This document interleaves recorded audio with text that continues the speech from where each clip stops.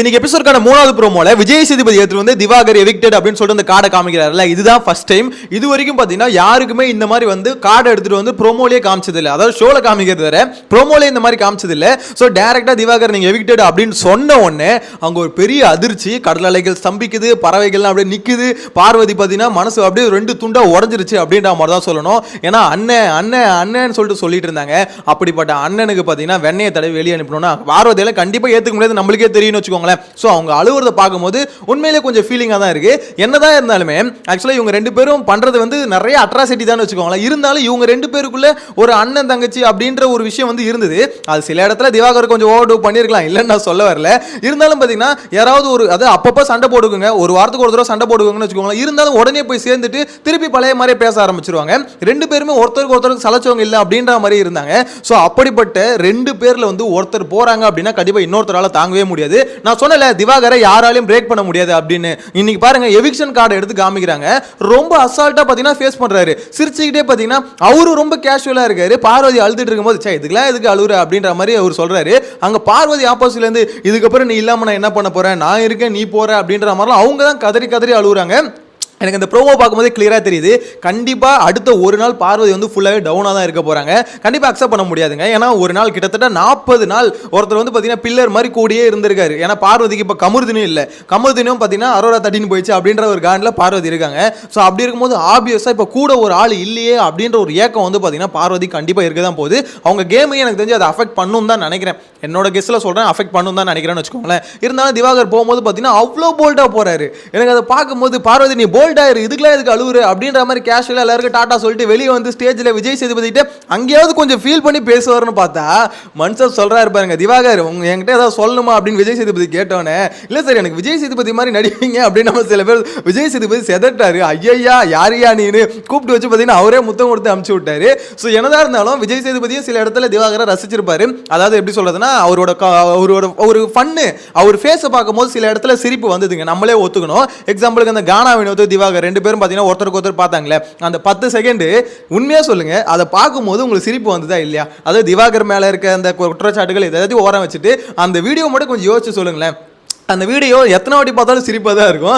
எங்களுக்கு தெரியும் நாங்கள் பார்த்துக்குறோம் அப்படின்னு சொல்லிட்டு திவாகரோட இந்த ஃபேஸை பார்க்கும்போது உண்மையிலே ஃபன்னாக தான் இருக்கும். ஆக்சுவலாக திவாகரை வந்து பார்த்தீங்கன்னா அவர் மட்டும் மற்றவங்க சொல்கிறத கொஞ்சம் கேட்டு நடந்துக்கிட்டா அவருக்கு ஒரு நல்ல ஸ்கோப்பே இருக்குது. அதாவது எப்படி சொல்கிறது, அந்த ஒரு மாதிரி ஒரு விஷயம்லாம் யோசிக்கிறார்ல அதெல்லாம் யோசிக்காமல் கொஞ்சம் ஓரம் வச்சுட்டு கிளியராக பார்த்தீங்கன்னா அவர் வந்து காமெடியன் அப்படின்றத திவாகர் அக்செப்ட் பண்ணாலே போதும். அவரை பொறுத்த வரைக்கும் ஒரு ஹீரோனே நினச்சிட்டு இருக்காருங்க. இப்போ கூட பாருங்க விஜய் சேதுபதி மாதிரி நான் பண்ணுறேன்னு சொல்லியிருக்காங்க சார் அப்படின்ற மாதிரி சொல்கிறாருல. ஸோ அவர் வந்து பார்த்தீங்கன்னா நம்புறாரு, அதாவது தமிழ் சினிமா நான் தான் காப்பாற்ற போறேன் அப்படின்ற மாதிரி ஒரு நம்புறாரு. ஸோ அப்படிப்பட்ட மனுஷனை வந்து பார்த்தீங்கன்னா ஒரு காமெடின்னு சொன்னால் அவரால் ஏற்றுக்கவே முடியல.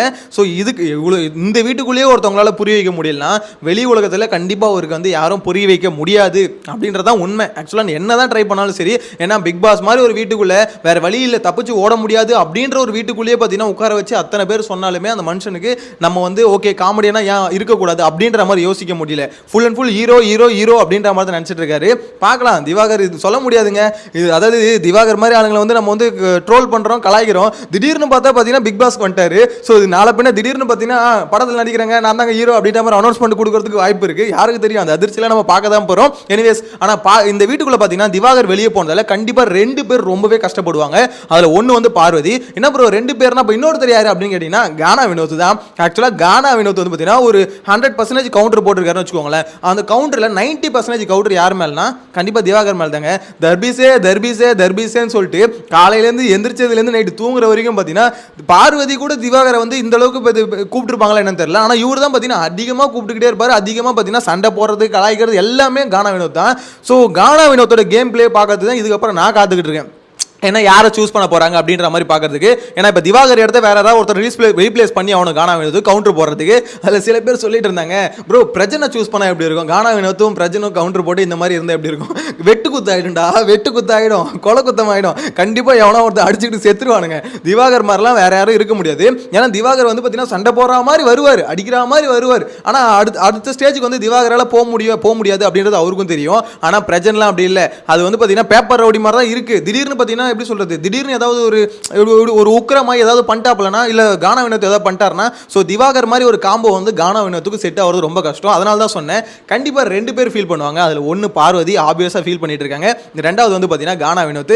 பார்க்கலாம் கானா வினோத்தோட கேம் பிளே எப்படி இருக்க போகுது. ஆனால் கமருதீனும் கொஞ்சம் ஃபீல் பண்ணுவாருன்னு தான் நினைக்கிறேன். ஏன்னா கமருதீனும் பார்த்தீங்கன்னா ரீசெண்டாக திவாகர் கூட கொஞ்சம் க்ளோஸ் ஆனாங்க. எப்போனா ஆக்சுவலாக அந்த அரோரா வந்து கமருதீனை கொத்திட்டு போயிட்டாங்களே, ஸோ அப்போ போனதுக்கப்புறம் பார்த்தீங்கன்னா பார்வதிக்கும் திவாகருக்குமே சண்டை வந்திருக்கும். அந்த ராஜா அங்கே டாஸ்க் வந்ததுல அந்த டாஸ்க் வந்து நடுவில் திவாகர் சண்டை போட்டு ஏமா என்னம்மா எனக்கு எதிராக தீர்ப்பு சொல்கிறேன் அப்படின்னு சொல்லிட்டு எல்லாத்தையும் கழட்டி போட்டு போனார் பார்த்தீங்களா. அப்போ போகும்போது அங்கே வந்து பார்வதி வந்து அவங்களுக்காக ஒரு விஷயம் பண்ணிட்டாங்க, உன்னோட ராணி பதவி நீ காப்பாற்றிக்கணும், அதனால எப்படி எனக்கு எதிராக நீ பேசிட்டு அப்படின்னு சொல்லிட்டு பார்த்தீங்கன்னா பார்வதியும் திவாகரும் அடிச்சுக்கிட்டாங்க. அது அடுத்து ஒரு நாளோ 1.5 நாளோ நினைக்கிறேன் கமருதீன் கூட தான் ஃபுல்லாக பேசிட்டே இருந்தார், கமரு கமரு கமரு அப்படின்ற மாதிரி. கமருதீனும் பார்த்தீங்கன்னா திவாகர் கிட்ட நல்லாவே பேசியிருந்தாரு. எனக்கு அப்பெல்லாம் ஆச்சரியமா இருந்தது, என்னடா இதுங்க ரெண்டு இவ்வளோ க்ளோஸ் ஆயிருக்காங்க. திவாகர் வந்து பார்த்தீங்கன்னா கொஞ்சம் விஷயம் ஒரு குரலை எப்படி சொல்ல ஏற்றி பேசினாலும் கமருதீன் வந்து அங்கே ஆஃப் பண்ணுறாரு. அதாவது கமருதீனுக்கும் திவாகருக்கும் ஒரு நல்ல பாண்டிங் கிரியேட் ஆச்சு. எனக்கு அதை பார்க்கும்போது உண்மையிலே நல்லா இருந்தது. பரவாயில்லப்பா கமருதீனும் திவாகர் எப்படி இருந்தாங்க ஸ்டார்டிங்கில், 2 பேரும் ஒருத்தர் பார்த்து அடிச்சுக்கிட்டு எரிச்சுப்பானுங்க போல அப்படின்ற மாதிரி இருந்தவனுங்க. ஆனால் 2 பேரும் கடைசியில் போகும்போது நல்லாவே க்ளோஸ் ஆகிட்டாங்க அப்படின்றது கிளியராக புரிஞ்சிக்க முடியுது. அந்த காம்போ பார்க்கறதுக்கு நல்லா இருந்ததுங்க. கமருதீன் ரொம்ப சட்டிலாக பிஹேவ் பண்ணார்ல திவாகர் கிட்ட, ஓப்பனாக சொல்லலாம் அதை பார்க்கறதுக்கு நல்லா இருந்தது. அந்த மாதிரி ஒரு எக்ஸ்ட்ரீமில் பார்த்துட்டு இப்போ இந்த மாதிரி ஒரு எக்ஸ்ட்ரீமில் பார்க்கறதுக்கு கொஞ்சம் நல்லா இருந்தது. எப்படி சொல்கிறது, இதுக்கப்புறம் இதே கண்டினியூ ஆகும் அப்படின்னு நினச்சோம். ஆனால் இவ்வளோ சீக்கிரம் அதுக்கு எண்டுக்கு வரும் அப்படின்ற மாதிரி நினைக்கலன்ற சத்தியமாக சொல்ல மாட்டேன். ஏன்னா நினைக்கணும் வரணும்னு தான் நாமளும் நினச்சோம், எல்லாருமே நினச்சோம். ஆனால் என்ன இந்த ப்ரோமோவை பார்க்கும்போது கண்டிப்பாக சொல்லுங்கள், சில பேர் வந்து அதாவது எல்லாருக்குமே திவாகர் வெளியே போகணுன்ற எண்ணம் தான், என்னையும் சேர்த்து தான் சொல்கிறேன். ஆனால் இருந்தாலும் அதை பார்க்கும்போது ஒரு சின்ன ஒரு ஃபீல் இருக்கா, எனக்கு என்னமோ அப்படி இருக்குங்க. அதாவது திவாகர் வந்து வீட்டுக்குள்ளே இருந்தால் நம்மளே அடிச்சு துரத்தணும் அப்படின்ற ஒரு எண்ணமும் வருது. சேம் டைம் வெளியே போகும்போது இப்போ இந்த பார்வதி திவாகர் இவங்க ஃபீல் பண்ணுறதை பார்க்கும்போது அது என்ன மைண்டுனே தெரியல, மானங்கட்ட மைண்டு ஏன் அப்படி ஃபீல் பண்ணுதுன்னு தெரியல. ஒரு மாதிரி என்னடா இது இது ரெண்டும் எப்படி இருந்ததுங்க திடீர்னு இந்த மாதிரி பிரிச்சிட்டாங்களே அப்படின்ற மாதிரி ஒரு விஷயம் ப்ரோமோ பார்க்கும்போது டக்குன்னு எனக்கு பர்சனலாக ஒரு ஃபீல் வருதுன்னு வச்சுக்கோங்களேன். ஆனால் இருந்தாலும் ஒன்றா இருக்கக்கூடாது, ஒன்றா இருந்தால் இந்த வீடு விளங்காது, அது வேறு விஷயம். இருந்தாலும் இப்படி போகும்போது அந்த ப்ரோமோவில் பார்வதி அலறதை பார்க்கும்போது கொஞ்சம் கஷ்டமாக தான் இருக்குது. இருந்தாலும் பார்வதி இதுக்கப்புறம் என்ன பண்ண போகிறாங்க, யார் கூட டீம் சேர போகிறாங்க அப்படின்னு யோசிச்சாலே கொஞ்சம் யோசிச்சு பார்த்தா யாரு கூட, ஏன்னா யாருக்கிட்ட போனாலும் கண்டிப்பாக சேர்த்துக்க மாட்டாங்க. எனக்கு தெரிஞ்சு பார்வதிக்கு இருக்க ஒரே ஆப்ஷன் யார் சொல்லுங்க, சாண்ட்ரா தான். சாண்ட்ரா, பிரஜன், அப்புறம் திவ்யா கணேஷ், இவங்க 3 பேர் இந்த கேங்கில் மட்டும்தான் பார்வதியால் இப்போதைக்கு சேர முடியும். ஆனால் என்ன விஷயம் தெரியுமா, சாண்ட்ராவும் இதில் கேடி, பார்வதி அதுக்கு மேலே கேடி. ஏன்னா பார்வதியால் பார்த்தீங்கன்னா ஒருத்தவங்ககிட்ட ரொம்ப ஒரு உண்மையாக இருக்க முடியாது. அது வந்து பார்வதியோட டிஃபால்ட் கேரக்டர். அவங்க வந்து பார்த்தீங்கன்னா உண்மையாக இருந்துட்டாங்கன்னா அது பெரிய அதிசயம். ஆனால் திவாகருக்கே அவங்க உண்மையாக இருக்க மாட்டாங்க. அவங்கள பொறுத்த வரைக்கும் பார்த்தீங்கன்னா அவங்களுக்கு என்ன தேவையோ அந்த சமயத்தில் அதுக்கு மட்டும்தான் ஆடுவாங்களே தவிர ஒரு விஷயம் நம்ம பிளான் பண்ணுறோம், ஒரு ஸ்ட்ராட்டஜி பண்ணுறோம், ஸோ அதில் உண்மையாக இருக்கணும் அப்படின்ற ஒரு இது வந்து பார்த்தீங்கன்னா பார்வதியோட அகராதிலே கிடையாது. அதை அழிச்சிட்டாங்க, உள்ளே வரும்போதே பார்த்தீங்கன்னா அழிச்சிட்டு தான் வந்திருக்காங்க. ஸோ அதனால் திவாகர் வந்து பார்த்தீங்கன்னா என்ன தான் அவங்க பண்ணாலும் திருப்பி பார்த்தீங்கன்னா ஓகே பாரு அப்படின்ற மாதிரி ஓடுவார், பாருனா ஒன்றும் இல்லை அப்படின்ற மாதிரி ஓடுவார். ஏன்னா திவாகர் ஒரு விஷயம் சொல்லணுங்க, ஸ்டார்டிங்லேருந்து கடைசி வரைக்கும் பார்த்தீங்கன்னா பார்வதிக்காக நின்றுருக்காரு. நிறைய இடத்துல பார்வதி அடிபட்டு ஒதுங்கும் போது இவர் போய் பார்வதி சப்போர்ட் பண்ணிருக்காரு. பார்வதி ஒரு எதிர்த்துக்கிறாரு, காலில் உழ வச்சிருக்காரு, இதெல்லாம் ஒரு பக்கம் இருந்தாலும் இனிஷியலா ஞாபகம் இருக்கா அந்த வீடே சேர்ந்து பார்வதி வந்து சாரி கேட்கணும் அப்படின்ற மாதிரி சொல்லும் போது கூட திவாகர் எடுத்து சாப்பாடு கொடுக்குறது, இந்த மொமெண்ட்ஸ் தான் எனக்கே ஞாபகம் வருது. ஸோ அந்த அளவுக்கு பார்த்தீங்கன்னா திவாகரும் நின்றுருக்காரு.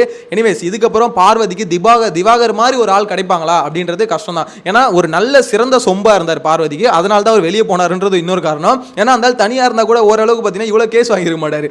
இந்த ரெண்டும் ஒன்று சேரும் போது என்ன ஆகுது, ஆல்ரெடி கொஞ்சம் வன்மம், இது எக்ஸ்ட்ரா கொஞ்சம் வன்மம், 2 வன்மம் ஒன்று சேரும்போது பார்த்தீங்கன்னா பூகம்பம் ஆயிடுது. ஸோ அதனால தான் எனக்கு தெரிஞ்சு திவாகர் இந்த வீக்கில் பார்த்தீங்கன்னா அடி வாங்கினதுக்கு அவரோட ரீசன் என்ன ஒன்னே ஒன்று தான், அந்த தூக்கி போட்டு போனார்ல அதுதான். மிச்ச ரீசன்லாம் பார்த்தீங்கன்னா பார்வதி கூட இருந்ததுனால தான் இந்த அளவுக்கு அடி வாங்குறாரு.